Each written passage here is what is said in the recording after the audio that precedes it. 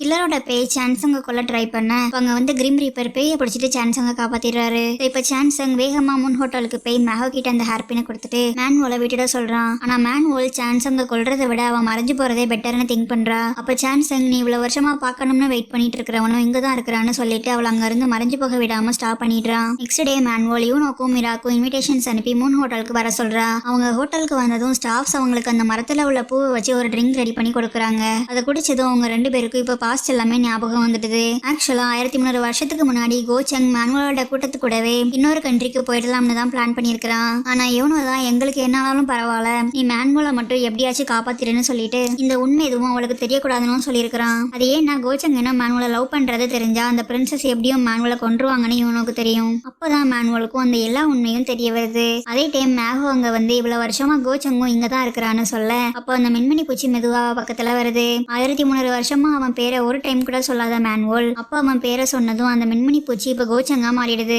அவனை பார்த்ததும் மேன்வோல் இப்ப எனக்கு உன் மேல எந்த வெறுப்பும் இல்ல, அதனால நீ இங்கே இருந்து கஷ்டப்படாம நிம்மதியா அவனோட அடுத்த லைஃப்க்கு போன்னு சொல்ல கோச்சங்கோ அப்ப இதுதான் நம்மளோட முடிவான்னு கேக்குறான். அதுக்கு மேன்வோல் ஆமான்னு சொன்னதும் அந்த ஹேர்பின் இப்ப மறைஞ்சு போயிடுது. அதே மாதிரி கோச்சங்கும் பழையபடி மின்மினி பூச்சியாவே மாறிடுறான். ஆனா யூனோக்கு ஏன்னு தெரியாமலேயே அவன் கண்ணுல இருந்து நிறைய கண்ணீரா வருது. யூனோவும் ஜிகியும் பேசிட்டு இருக்கா. அப்போ ஜிகியும் நான் இன்னும் கொஞ்ச நாள்ல இங்க இருந்து போயிடுவேன், உன்னை பாக்குறதுக்கு முன்னாடியே என் தங்கச்சி இறந்த அப்புறம் இந்த உலகத்தை விட்டு போயிடணும்னு தான் முடிவு பண்ணிட்டேன்னு சொல்றான். அதை கேட்டதும் யூனாவும் அவனை பிரிய போறோம்னு நினைச்சு ரொம்ப வருத்தப்படுறா. இங்க மேன்வால் கோச்சங்க வழி அனுப்பி வைக்க போக சான்சங் அவளுக்காக வெயிட் பண்ணிட்டு இருக்கிறான். ஆனா 1 மந்த் ஆகியும் இன்னும் மேன்வால் திரும்ப ஹோட்டலுக்கு வரவே இல்லை. ஹோட்டல் ஸ்டாஃப்ஸும் இப்ப மரத்துல ஒரு இலை கூட இல்லாததால மேன்வால் எல்லாத்தையும் மறந்துட்டு அவளோட அடுத்த லைஃப்க்கு கோச்சங் கூடவே போயிட்டான்னு நினைக்கிறாங்க. ஆனா அதை எதையும் நம்பாத சான்சங் டெய்லியும் அவளை மிஸ் பண்ணிட்டு அவ எப்ப வருவான்னு அந்த குகைக்கு வெளியே வெயிட் பண்ணிட்டே இருக்கிறான். அதே டைம் கோச்சங்க வழி அனுப்ப போன மேன்வால் அவன் கூடவே அந்த பிரிட்ஜ்ல போயிட்டு இருக்கிறா. அப்போ திடீர்னு ஸ்டாப் ஆகின அவகிட்ட கோச்சங் கையை கொடுக்க இங்க சான்சங் அவளை மிஸ் பண்ணி தனியா உட்காந்து அழுதுட்டு இருக்கிறான்.